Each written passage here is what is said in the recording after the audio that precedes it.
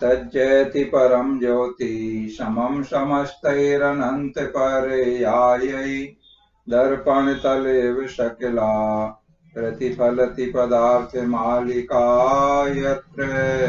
श्री पुरुषार्थ सिद्धि उपाय जी ग्रंथ में कल हमने प्रारंभ किया और मंगलाचरण के रूप में हमने कल 2 श्लोक, जिसमें पहले श्लोक में केवल ज्ञान परम ज्योति को नमस्कार किया गया है और दूसरे श्लोक में अनेकांतमय जो जैन आगम है उस जैन आगम के लिए, उत्कृष्ट जैन आगम के लिए नमस्कार किया गया है।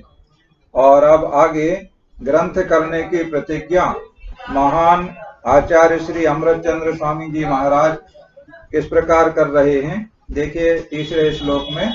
श्लोक दोहराएंगे।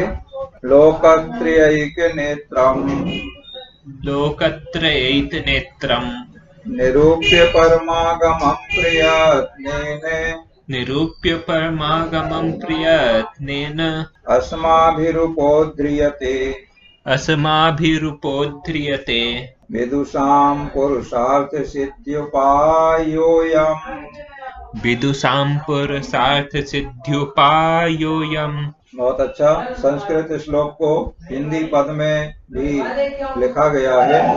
जो तेरे लोक का एक नेत्र जाना प्रयत्न से आगम को, यह पुरुषार्थ सिद्धि उपाय है, प्रकट करूं विद्वानों को। अब इसका अन्वय अर्थ देख लेते हैं। लोकत्रयैक नेत्रम, तीनों लोक को देखने वाले, नेत्र समान। देखो, तीनों लोक को देखने वाले जो अरहंत भगवान, सिद्ध भगवान हैं, केवल ज्ञानी हैं, ये तीनों लोक को देखते हैं और जानते हैं।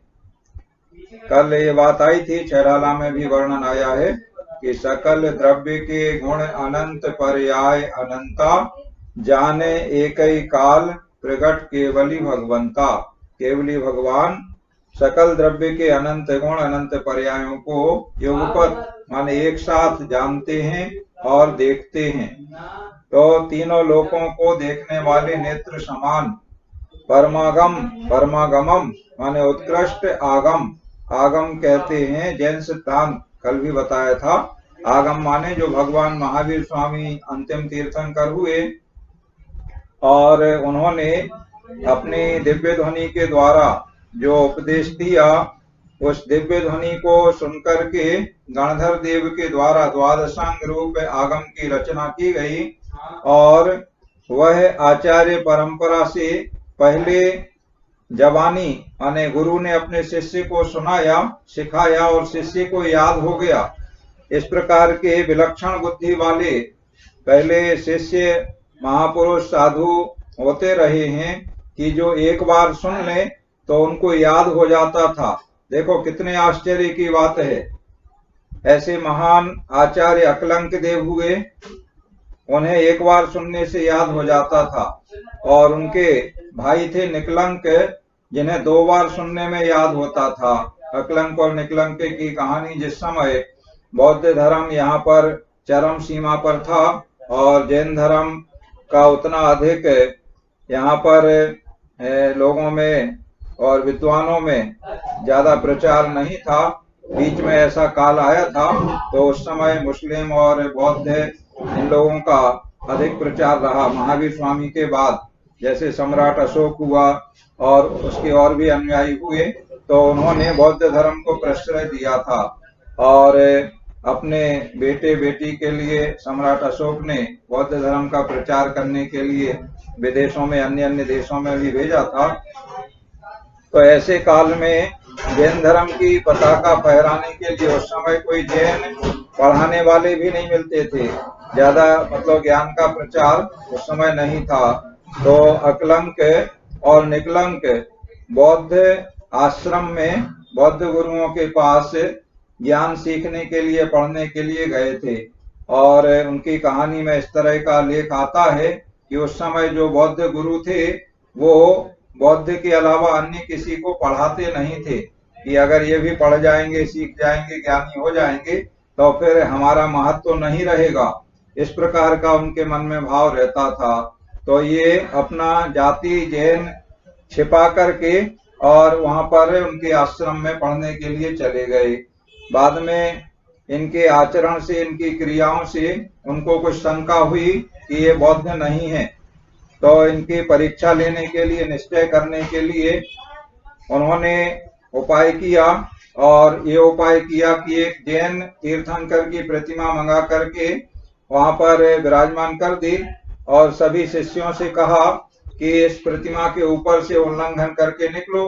तो जो अन्य मती थे उनको तो कोई दिक्कत आपत्ति जैसी बात नहीं थी, लेकिन अकलंक और निकलंक के लिए तो ये बड़ा संकट का समय आ गया। वो तो पक्के जैन धर्म के श्रद्धानी थे, सम्यक दृष्टि जीव थे, तो क्या करें।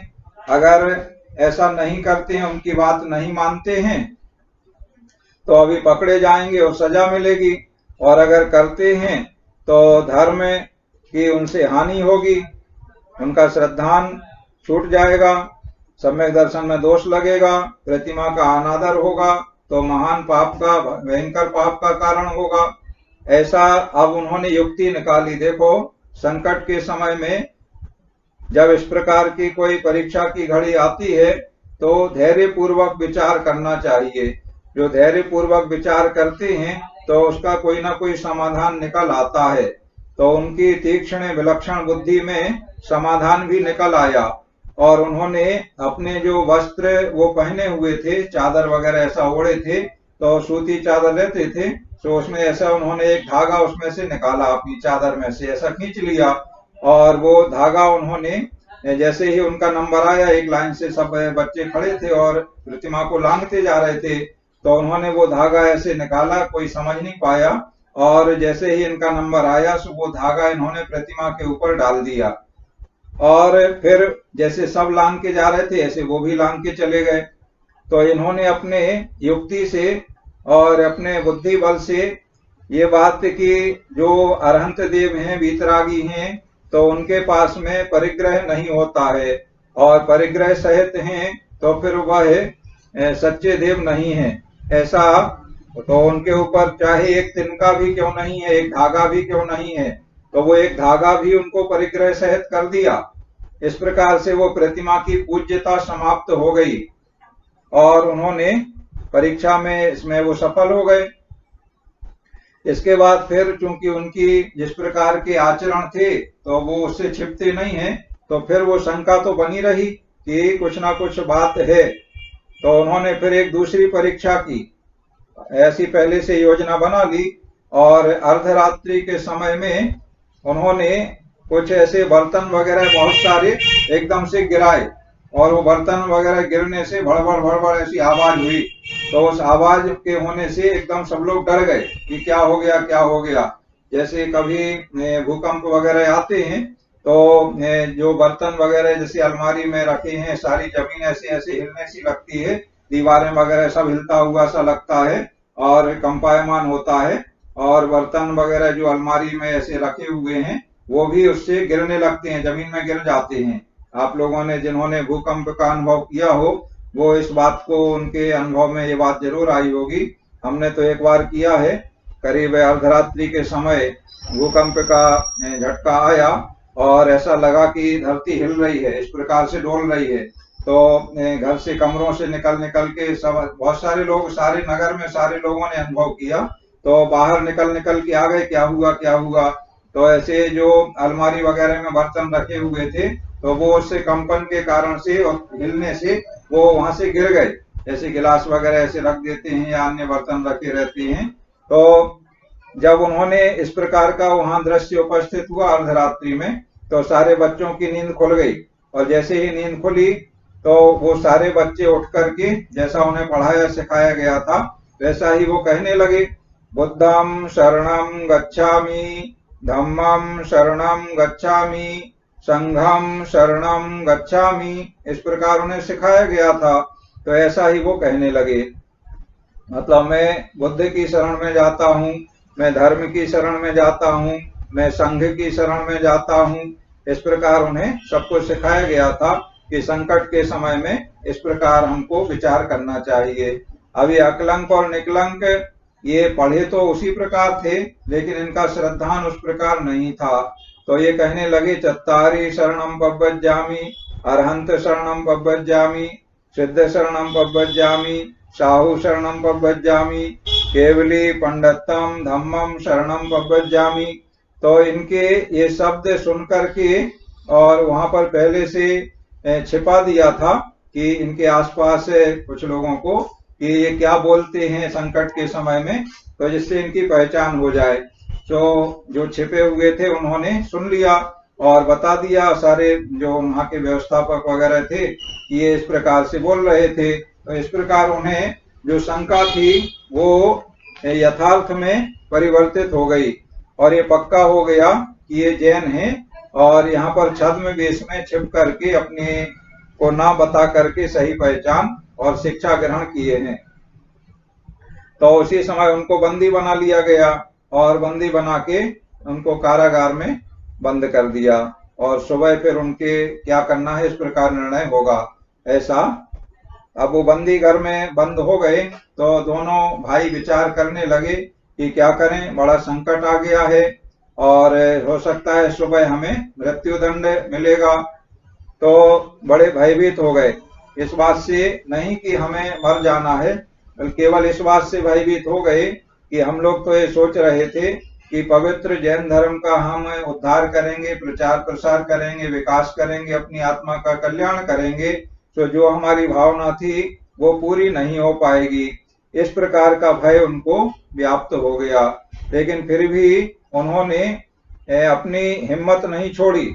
अपने बुद्धि बल से विचार से वो विचारते रहे क्या किया जाए, क्या किया जाए, और किसी प्रकार से उन्होंने उपाय बना करके उस कारागार से निकलने का रास्ता खोज लिया और उस कारागार से दोनों भाई निकल करके बाहर भागे। अब जैसे ही यहाँ सवेरा हुआ और दरवाजा खोला गया, देखा गया तो वो दोनों वहां नहीं थे। तो तत्काल सूचना हुई राज्य में, सब जगह सैनिकों को भेजा गया कि खोजो कहाँ गए ये दोनों, भाग के ज्यादा दूर नहीं गए होंगे। तो चारों दिशाओं में घुड़सवार नंगी तलवारें लिए आज्ञा हो गई कि जहां भी मिले उनके मस्तक काट दो। वो कारागार का दरवाजा तोड़ के यहाँ से भाग के गए हैं। तो नंगी तलवार लिए राजा के सैनिक के घुड़सवार उनको खोजने के लिए निकले और ये दोनों भागते रहे भागते रहे भागते रहे। सवेरा होने को जैसे ही आया तो काफी दूरी निकल चुके थे और वहां पर एक तालाब के पास ये रुके, अपना कुछ नित्य क्रिया वगैरह की। तो वहां पर ये भागते हुए गए थे। सो एक धोबी जो कपड़े धोने के लिए आया था सुबह सुबह, वो वहां तालाब पर था, वो मिल गया। तो उसने पूछा कि भाई आप लोग एकदम हाँफते हुए और ऐसे भागते हुए आए हैं, क्या कारण है, हमें बताओ। तो ये दोनों भाई बोले कि राजा के सिपाही आ रहे हैं और जो भी मिलता है उसका मस्तक काट देते हैं, तो यहाँ से भागो, ऐसा कह के और उसके लिए तैयार कर लिया। उसने भी अपनी जान बचाने के लिए इनके साथ में भागना स्वीकार कर लिया। यहाँ अकलंक और निकलंक दोनों भाई विचार करते हैं कि देखो भाई, मरने का अवसर आ गया है और अपने धर्म के ऊपर मर जाए, प्राण दे दें, इसमें कोई बुराई नहीं है, लेकिन जो हमारा उद्देश्य था वो पूरा नहीं हो पाएगा।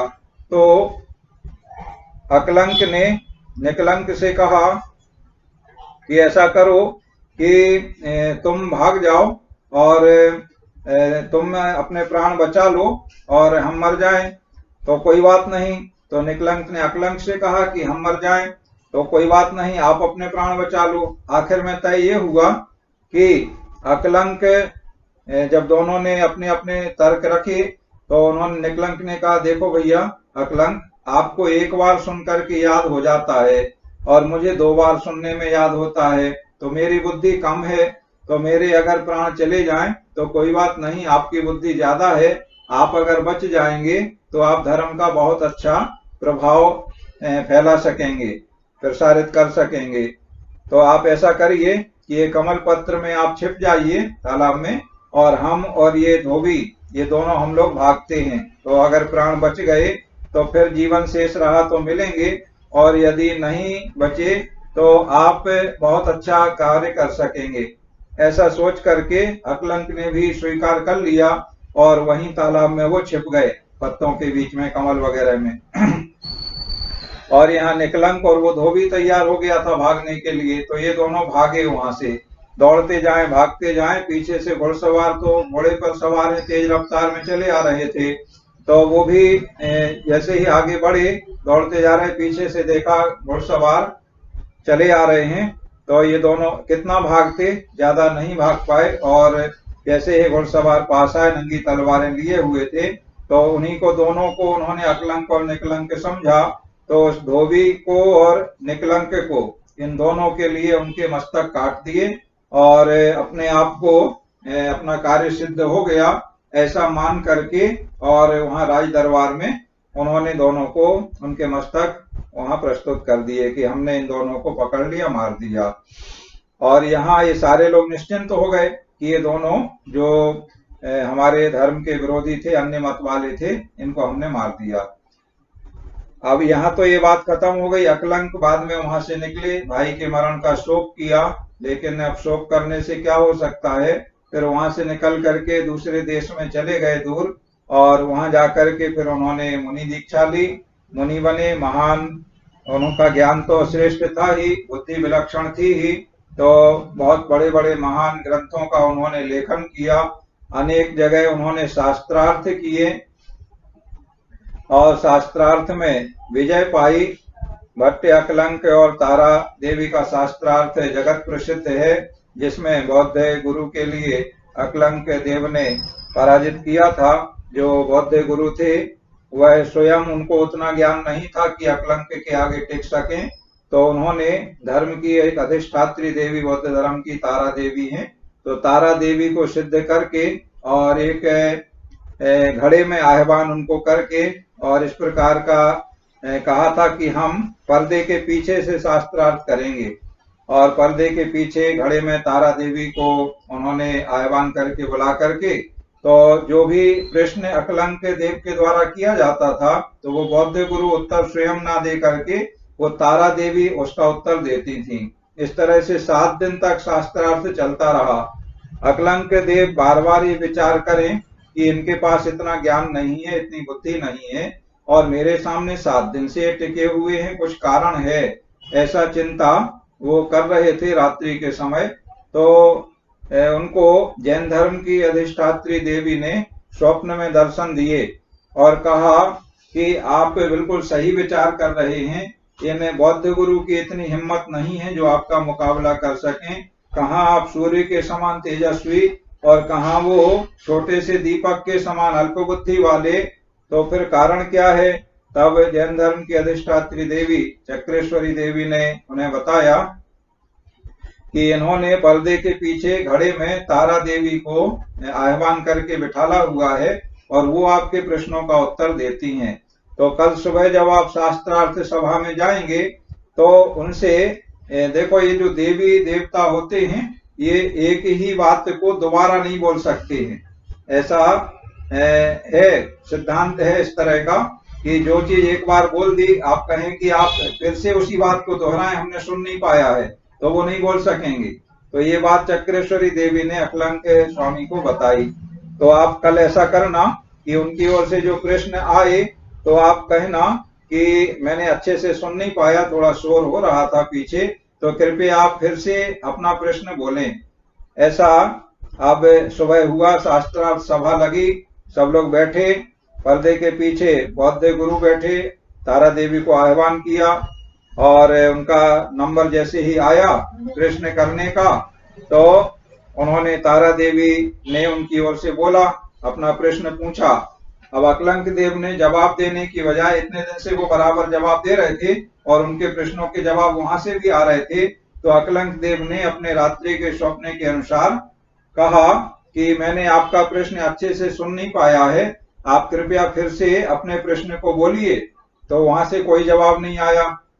दोबारा कहा कि कृपया आप फिर से बोलिए, कोई जवाब नहीं आया। 3 बार कहा तो भी कोई जवाब नहीं आया।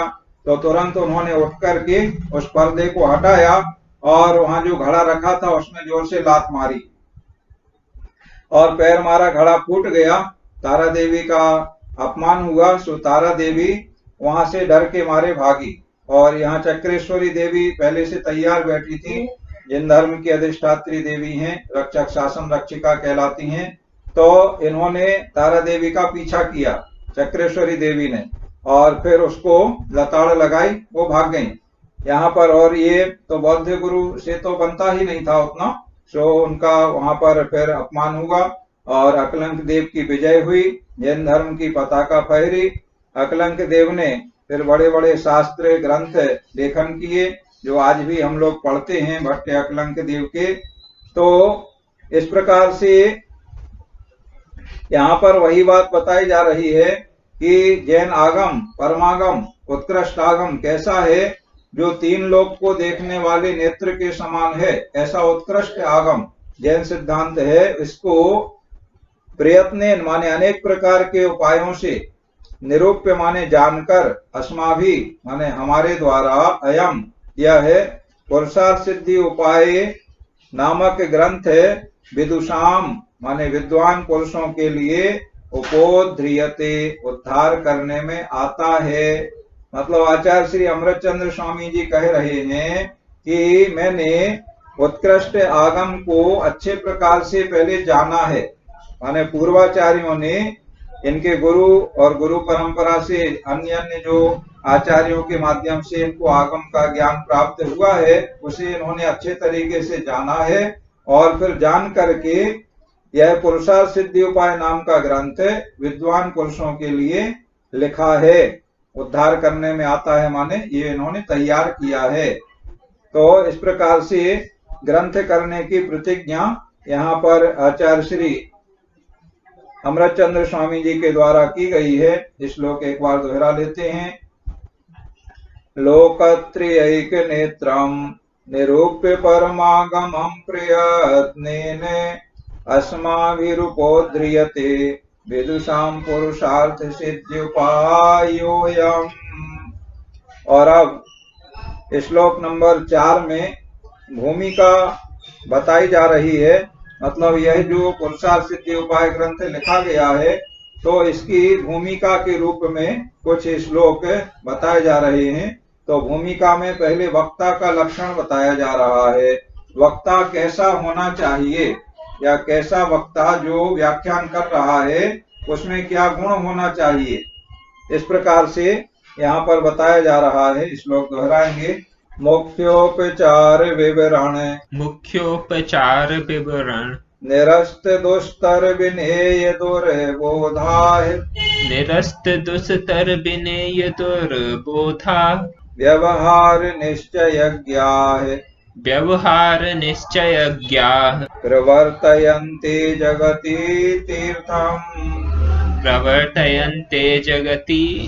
तीर्थम्। इसी बात को हिंदी छंद में कहा गया है।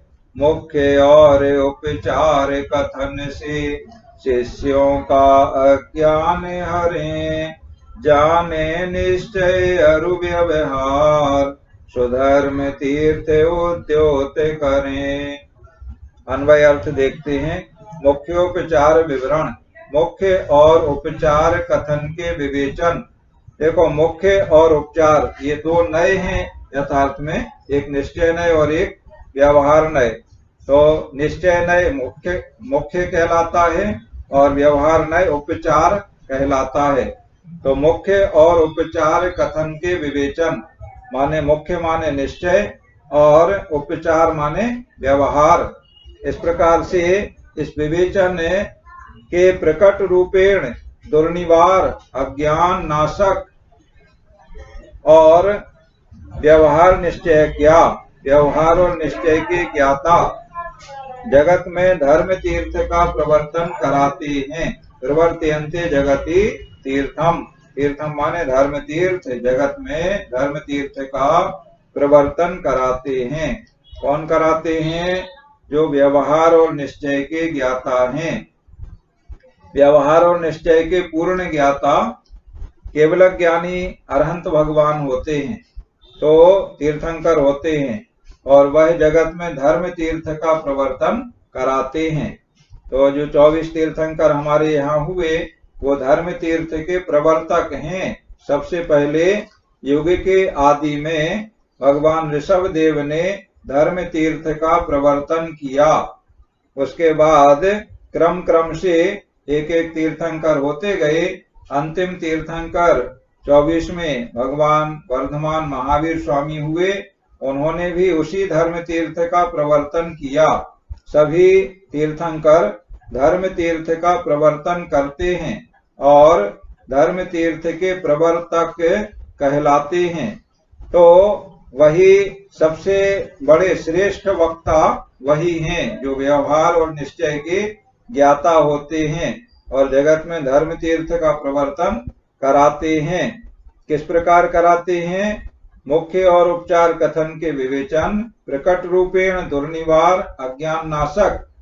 जो मुख्य और उपचार के माने निश्चय और व्यवहार के कथन हैं वो प्रकट रूपेण माने साक्षात जो समझ में आते हैं ऐसे, दुर्निवार और अज्ञान के नाश करने वाले हैं ऐसे जो ज्ञाता हैं वह धर्म तीर्थ का प्रवर्तन कराते हैं। तो यहाँ मुख्य वक्ता जो तीर्थंकर देव हैं उनका यहाँ पर लक्षण स्वरूप बताया है और उन्हीं की परंपरा में जो कल श्रद्धा ने प्रश्न भी किया था कि जो प्रारंभ में मंगल सूचक श्लोक बोले गए हैं तो उसमें ये बात आती है कि इस ग्रंथ के कर्ता कौन है।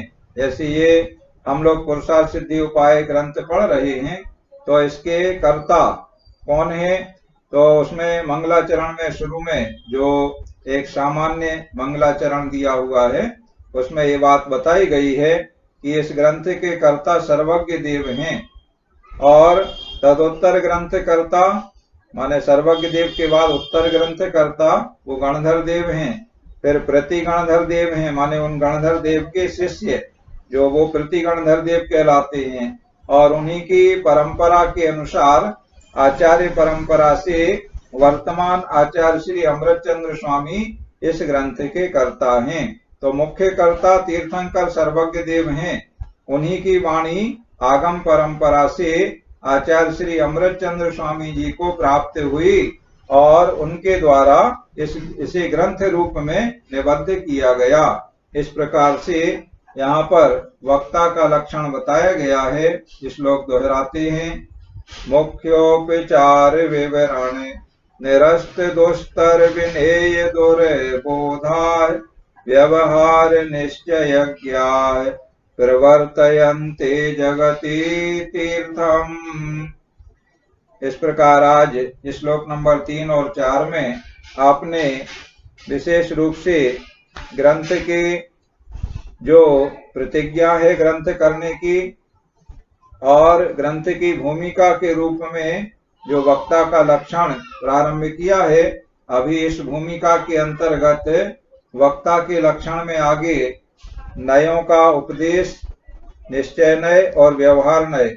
निश्चय नय भूतार्थ है, व्यवहार अभूतार्थ है ये, और किस प्रकार से समझाने के लिए व्यवहार नय का उपयोग किया जाता है इस प्रकार की भूमिका पूरी बताई गई है और उसका वर्णन श्लोक नंबर 8 तक चलेगा और 8 के बाद फिर 9 नंबर श्लोक से एक्चुअल जो यथार्थ ग्रंथ है वो प्रारंभ होगा। उसके पहले भूमिका के रूप में श्लोक नंबर 8 तक चलेगा। तो आज हमने चौथे श्लोक तक पूरा कर लिया है। आज की क्लास यहाँ पूर्ण हो रही है। आप लोग के मन में जो जिज्ञासा प्रश्न आदि हैं उसे आप पूछ लें। जैसे हम आपके लिए बताएं, अभी वर्तमान में हमारे गुरु महाराज जो विद्यमान हैं आचार्य श्री ज्ञान सागर जी महाराज, जो पूर्व में उपाध्याय ज्ञान सागर थे, अभी वर्तमान में आचार्य ज्ञान सागर हैं। ये बहुत पहले की बात हम आपको बता रहे हैं, जब हम आपसे भी बहुत छोटे थे, 16-17 साल के थे, 10वीं 11वीं 10वीं क्लास में पढ़ते थे। तब उस समय ये क्षुल्लक गुण सागर थे जो अभी वर्तमान में आचार्य ज्ञान सागर हैं। तो इनके पास हमने धर्म का अध्ययन किया और द्रव्य संग्रह ग्रंथ जब हम पढ़ रहे थे तो उस समय क्षुल्लक जी ने ये तय किया था, 15-20 लड़के हम लोग पढ़ते थे, तो ये तय किया था कि जिस तरह हम आपसे बोलते हैं कि 2 श्लोक आप याद करके रोज सुनाएंगे। तो द्रव्य संग्रह की 2 गाथाएं रोज हमें सुनाना होती थी सभी बच्चों को, और जो सुना देता था वो क्लास में रहेगा, और जो नहीं सुना पाएगा उसकी छुट्टी, जाओ घर, ये उनका नियम था। 58 गाथाओं का छोटा सा ग्रंथ है, 29 दिन में पूरा हो जाता है, 1 महीने से कम में ही। तो 2-2 गाथा रोज हम पढ़े और रोज सुनाएं, आगे की याद करें, पीछे की भी दोहराते जाएं जिससे भूल ना जाए। तो 29 दिन में ग्रंथ पूरा हो गया, और बीच बीच में जिन नहीं सुना पाया उनकी छटनी होती गई, और आखिरी में एकमात्र अकेले हम ही बचे थे, आपको आश्चर्य होगा, और कोई नहीं बचा था। तो हमारे पीछे सेकंड नंबर पे जो अभी वर्तमान में पंडित पवन दीवान प्रतिष्ठाचार्य जी हैं, वो थे, उन्होंने भी अच्छा याद किया था, हमसे थोड़े 2-3 साल वो सीनियर भी हैं, और मुरैना में अभी रहते हैं, और बहुत अच्छे प्रसिद्ध प्रतिष्ठाचार्य हैं, वो हमारे सहपाठी हैं। इसी तरह से तत्वार सूत्र हमारे गुरु महाराज, अब जो स्मृति शेष आचार्य श्री सन्मति सागर जी महाराज विद्याभूषण जी, उनके पास हमने तत्वार सूत्र पढ़ा उसी समय, आगे पीछे समय में। तो तत्वार सूत्र में उन्होंने एक प्रतियोगिता रखी कि 7 दिन में तत्वार सूत्र पूरा याद करके सुनाना है। उस समय हमें पहला अध्याय मुश्किल से आता था, वो भी पढ़ना याद नहीं था, और दूसरा तीसरा तो पढ़ना भी नहीं आता था। सो हमने पढ़ना शुरू किया, और 7 दिन की बजाय 6वें दिन में ही हमने पूरा याद कर लिया। और एक दूसरे चुल्लक जी थे, उस समय हमारे गुरु महाराज भी चुल्लक सन्मति सागर थे, तो दूसरे गुणभद्र महाराज थे चुल्लक जी, उनको हमने 6वें दिन अभ्यास के तौर पे सुनाया कि महाराज आप सुन लें, अगर कुछ गलती हो तो सुधार हो जाएगा, जिससे कल प्रतियोगिता में हम सही सही सुना सकें। तो 6वें दिन ही हमने पूरा सुना दिया, फिर 7वें दिन प्रतियोगिता में सुनाया और हमें सम्मानित किया गया, पुरस्कार मिला। इसी तरह 6 ढाला हमने उसी दौरान याद किया पूरा। तो ये मतलब हॉबी रही, हम उसको कंठस्थ करते थे। फिर मुरैना में जब पढ़े तो हमने रत्नकर्ण श्रावकाचार्य A to Z कंठस्थ किया, पुरुषार्थ सिद्धि उपाय, मोहम्मद सार, इस प्रकार के ग्रंथ, और अन्य अन्य शास्त्री की परीक्षा से संबंधित साहित्य शास्त्री के बहुत सारे ग्रंथ थे, तो उनका संस्कृत का। तो ये जो अन्य जो ग्रंथ हैं व्याकरण, हम ये बात आपको इसलिए बता रहे हैं कि जो चुल्लक गुणसागर जी थे उनको व्याकरण पढ़ना था, और व्याकरण पढ़ाने वाले एक बलभद्र शास्त्री थे, जो जैन विद्वान थे, उन्होंने कुछ पढ़ाया, और उसके बाद कोई पूरे देश में पता किया कि कोई व्याकरण पढ़ा दें, तो ऐसा कोई विद्वान नहीं मिला, या जैसी भी बात हो कि जो उनको पढ़ा सके। तो फिर बनारस से एक ब्राह्मण विद्वान को बुलाया, उचित जो उन्होंने पारिश्रमिक अपना मतलब पगार की उन्होंने बात रखी, उतना उनको पगार देना तय किया। ललितपुर नगर में वो बराबर पूरे समय रहे, और सुबह दोपहर शाम केवल एक पढ़ने वाला और एक पढ़ाने वाला, दूसरा ना कोई पढ़ाने वाला ना पढ़ने वाला, एक गुरु और एक शिष्य। तो उन्होंने व्याकरण, और वो इतना आश्चर्य करते थे कि जैसे सुबह हमने जो पाठ पढ़ने को सिखाया बताया, और दोपहर में वो पूरा कंठस्थ करके सुना दिया, दोपहर में जो पढ़ाया वो शाम को सुना दिया, शाम को जो पढ़ाया वो रात भर में करके सुबह सुना दिया। इतने अच्छे तरीके से गुणसागर जी वो व्याकरण पढ़े, वर्तमान में आचार्य ज्ञान सागर जी हैं। तो विद्वान नहीं मिलते थे अभी भी। कोई जैसे हम जब सीखना चाहते थे ज्योतिष, तो कोई हमें जैन ज्योतिषाचार्य मिल जाए, हमने बहुत प्रयास किया, कोई नहीं मिले। हमारे गुरुजी ने कुछ प्रारंभिक ज्ञान पंचांग वगैरह का कराया, इसके बाद फिर एक ब्राह्मण ज्योतिषी से हमने ज्योतिष सीखा। तो इसी तरह से ये अकलंक और निकलंक भी उस समय कोई नहीं मिले इनको। तो और उस समय ऐसा समय था कि अब जैसे आज मोबाइल है और अन्य अन्य सामर्थ्य ऐसे संपर्क के साधन है, ऐसे साधन भी उस समय नहीं थे। दक्षिण में कुछ आचार्य थे, विद्वान थे, जो जिनको अच्छा ज्ञान था, लेकिन ये लोग यहाँ उत्तर से वहां दक्षिण तरफ नहीं जा पाए और ना उनसे संपर्क हो पाया, इसलिए इन्होंने वहां पर इनके गुरुकुल में शिक्षा पाई थी। संकल्प जी, आपकी बात का समाधान हुआ कुछ? चलो, अब आपकी ओर से प्रश्न नहीं है तो अपनी क्लास यहीं पर पूर्ण होती है। सभी के लिए जय जिनेन्द्र। नमो अरिहंताणम्।